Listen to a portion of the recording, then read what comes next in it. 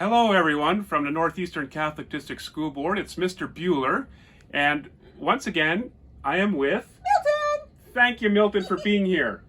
This is the second Sunday of Easter, did you know? I did know that. Yeah, you're paying attention. You Milton's sharp. So last week we met with you folks and it was Easter Sunday. Now we're in the second Sunday of Easter. Easter goes on for quite some time into May, as a matter of fact. And Easter, we're obviously remembering Jesus coming to us from the dead and showing us that life is everlasting. This beautiful story of hope. And sometimes during Easter we also remember things like the spring. It's springtime now and all that stuff. But Milton, tell me, what did you think of the weather this week? I liked it when the sun was shining. Yeah, how many times did the sun shine, Milton? One time. One time, that's right. You were counting, weren't you? Yes, indeed you were. But it was snowy this week and it was cold. I went into the woods today to walk my dog on a lonely forest trail, and there was ice on the lakes, Milton. Aw. And guess, Milton, I saw geese looking for places to land. Did you hear them honking? I heard them honking, but they had nowhere to swim. Did you see them flying? I saw them flying, especially when my puppy dog saw them and they saw him. Nobody was hurt, though, that's for sure. I make sure of that. Plus, the geese are too smart. But, Milton, I guess I thought to myself, if we're going to celebrate the second Sunday of Easter together with our prayer table, maybe we need to have a sign of hope that spring is coming. Yes. Now, there is, my friends, a strong message of hope in the Bible, or an image of hope. And it's called, wait for this, you all know what it is. It's a rainbow. Now, in the Bible, there's a very strong image of a rainbow. Does anybody know what it is? Milton, do you remember where you see a rainbow? When it rains, and after the rain goes away, you look up, and sometimes, if you're really lucky, you see a rainbow. That's right, you do indeed. Now, do you remember a Bible story where a rainbow's most important? You remember? I remember that. Which one is it? The story with the big boat. Yes. And all the animals. Yes. And they went Who's the captain of the boat? Captain Noah. Noah, that's right. And the boat was a type of boat, it rhymes with bark. Noah's Ark. An ark, that's right. And I have a picture here of Noah on the ark as it comes to rest. The rain has stopped. The ark has rested in the mountains. And God says to Noah, I am going to give you a rainbow to promise you to always have hope. When something bad happens, you can always have hope that I am with you and that things will work out. Now, what a wonderful Easter message, or Easter image the rainbow is. And this Bible, by the way, was given to me when I was just a little person, Milton. Like, how old are you, Milton? Uh-oh. 5? I forget. Oh, I'm so sorry, Milton, for asking the question. But I was 6 when I got this Bible. And so I'm going to just put it on the prayer table for now. Okay? Because the story of God with his people is in the Bible. I'm going to put it on the prayer table. And I am going to draw a rainbow for the prayer table. Okay, so let's see if I can do this. Now, what shape is a rainbow in, Milton? Do you happen to remember? It's not a circle. It's like half of a circle. Yeah, that's right. It's an arc. Eh? So. But it's not Noah's Ark. No, this is so confusing. Oh, well, it's a different type of arc. It's like this. It's like almost like a semicircle. So I'm going to start my rainbow with the color red. And then I'm going to go for the color orange. Then I'm going to go for the color yellow. Then, I guess the color green will be next. Green. And maybe I'll have one more color here. I'll go for the color blue. I like the way that's looking. Yeah, so we're going to make that rainbow for our prayer table today. Now, there's one other little thing I thought that I would put on this prayer table as well today, and that's the moon. And the moon is a beautiful thing, as we all know, my friends. And did you know that Easter Sunday comes after the first full moon of spring? It's a fact. That's why Easter is on a different date every year. Christmas is always on the same date, right? December. Do you remember, Milton, when Christmas is? Everybody remembers when Christmas is. That's it's right. So important. It's Yes. December 25th. Yes, that's right. But Easter's always different. So I'm going to draw a moon, and you folks out there who might be watching this can probably draw a better moon than me. But for me, I'm just going to draw the moon as a spiral. I think you're a very good drawer. Thank you. I learned from the best. Princess Zorinda taught me how to draw. Did you know that, Milton? I love her. Yeah, me too. So I'm going to make this the moon. Should I go all the way around, I wonder, Milton? I think I will. The moon has a nice soft yellow light, eh? So, those are two images that we will put on our prayer table. The rainbow for hope, that spring is coming, and the moon just to remind us of the mystery of Easter. Because, that's nice. Milton, can you pass this to Princess Zorinda so that she can cut these out for us? Just go upstairs, okay? Okay, I got it. Bring it upstairs to Princess Zorinda. Thank you. That's wonderful. All right. Now, friends, while we're waiting for the moon and the rainbow, I thought I would show you something else. Last week I told you folks that if you wanted, you could make your own butterflies to hang on the tree. And so I just thought I would show you what I did here. I took my colors and I drew a little butterfly. And as you can see, I'm not a very good artist. I wonder what kind of butterflies you can draw out there. And then I just taped a little bit of string to the back, because the butterfly does remind us of Jesus coming back from the dead.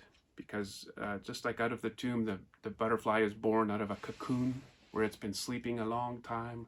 But when it wakes up, it's beautiful and free in the air. So it's a wonderful Easter sign, the butterfly. So I thought that I would put that on our prayer table right there. All right. Now, there was just a couple other things. I'm back, Mr. Bueller. Look at Milton. You know, Milton, God gave you hands for a reason, you know. But let's say thank you so much. You're welcome. You're always fooling around. Yeah. So this rainbow, I'm going to put, I was thinking of just taping it to the wall behind my prayer table. Like that. You see that? That's what we'll do. Now, in the church recently, my friends, there was a special celebration for a saint. I don't know if you can see her picture or not. That is Saint Kateri. Saint Kateri lived over 300 years ago, and she was a very special woman because she felt God calling her in her heart to live a certain way. And she was willing to go travel a long distance, a very long distance, a long time ago before electricity, before trains or planes or cars. She walked a very long distance, hundreds of miles, to get to Montreal, where she wanted to live a certain special way and devote her life to God. And so that's what she did, Saint Kateri. She was a very loving woman who cared very much for people. And while she was alive still, in fact, people were very, very impressed by her and quite taken by her. And so she was always fondly remembered, Saint Kateri. Saint Kateri is the patron saint of the environment. So for those of you who care about the earth, you know that Saint Kateri is a patron saint for the environment. She's someone who prays with us to God when we're worried about the earth. All right? Very powerful woman. Anyways, I was thinking of Saint Kateri, and then I started thinking about the James Bay coast, and I started thinking about, first of all, people in Saskatchewan who are worried about the river. The spring floods are coming soon, and I am worried for them, and I know that they're worried, and so my prayers of hope are with them. And so that's one thing that Saint Kateri reminded me about. And then St. Kateri also reminded me that there are a lot of students right now who go to schools like O'Gorman High School or O'Gorman Intermediate or Pope Francis or maybe Alien Wright and some other schools in our board who are at home right now during this funny time when schools are closed. They're at home in Peawanuck or Attawapskat or Kasheshuan, Fort Albany, Moose Factory or Moosonee. And I just wanted you folks to know that I'm prayerfully thinking of you too. I have a picture here to remind me to pray for all students in our board. But today, I thought that I would add a couple of geese to the prayer table just to remind me to always prayerfully remember the students right now who are on the coast and safe and happy in their communities, I hope. And in case you're missing school, whatever, I want you to know that I'm not alone. There's a lot of people thinking of you and praying for you. Milton! Can you see what Milton has done there? Now, I like the moon, but I like your face even more, Milton. Okay, hold still. Gee whiz. That little nose of yours. Boy, oh boy, you're going to get a rash on it. You're going to have to watch out. So I thought I'd put the moon here to remind me of the mystery of Easter. Okay. Well, there's only one more thing I want to do tonight, my friends, or today. And Milton, what's your favorite food? Bananas. Oh. I got bananas, free bananas. Does that explain why the banana bowl is always empty in our house? How many bananas do you eat a day anyway? One banana a day. One banana a day. Okay. Do you like anything else, Milton? Like, do you eat other food too? I like lots of food. I like chocolate chip cookies. I like apples. I like that. Okay. peanut So butter. it's time for another shopping trip, I guess, because when I want a snack, there's no bananas, and after supper, when I want dessert, there's no chocolate chip cookies, and that explains a lot. Sorry, Mr. Bueller. That's okay. High five. You're doing good, kiddo. Yeah, no, you're doing just fine. Anyways, the reason I'm asking, Milton, is I thought today we would plant a seed in the ground. Because a seed is another symbol of Easter and of new hope. Do you see this dirt here, Milton? You want to smell it? Smell good? I like it. Yeah, me too. It smells like spring and summer. It's just right here, right now, even though it's still cold out. But I went into the garden today, Milton, and where the sun had shone on the dirt, and I picked out some loose dirt, and I put it in this cup, and I thought that as a sign of Easter, I'll move the Easter bell over there, and I'll put the seed right here, or the dirt here, and open up the seed box, and let's see, close this up. There we go. That keeps our seeds nice and clean and dry. I have here some beet seeds, and I thought that I would plant a couple of beets. And what we'll do, I have some extra seeds here. I'll put them on the prayer table for now. Mr. Bueller, Yes, Milton. I have a question. Yes, please. What happens when you plant a beet seed in the ground in spring? It's Ask me. what? It's gonna grow. Beats me. Oh, Milton's got a joke. Thank you, Milton. Oh, and here's your tail too. At least you're not using it to swing from the rafters. Hey, high five. You're doing good. I guess we could use a joke, eh? Thank you. You got any more jokes, Milton? Right now. Okay. So I'm going to plant these two beet seeds in the dirt. And after the plants have grown up a bit, we'll move them into the garden. But they'll need some time. And so by the time they're big enough, the spring will really have come. And it will be time to plant in the garden. So what I'm going to do is I'm going to take these beet seeds. I don't know if you can see this or get in close on this. The seeds aren't that big, are they? And I'm going to put them in the dirt. And I'm going to push it in just a little bit, about right there. Cover it up. And I have one more seed here. Can you see that little seed there? Just going to punch that in there. Done. Cover it up. This dirt is nice and moist because the snow just melted around it. So I don't need to water it today, but there's lots of light here where this prayer table is. And if you want to plant a seed on your prayer table, I would talk to your parents first and see what they think of the idea. And find out if you have seeds at home, because sometimes we're not used to gardening. This might be a different summer where more of us want to garden. But if you want to do plant some seeds on your prayer table, just talk to your parents first. All right?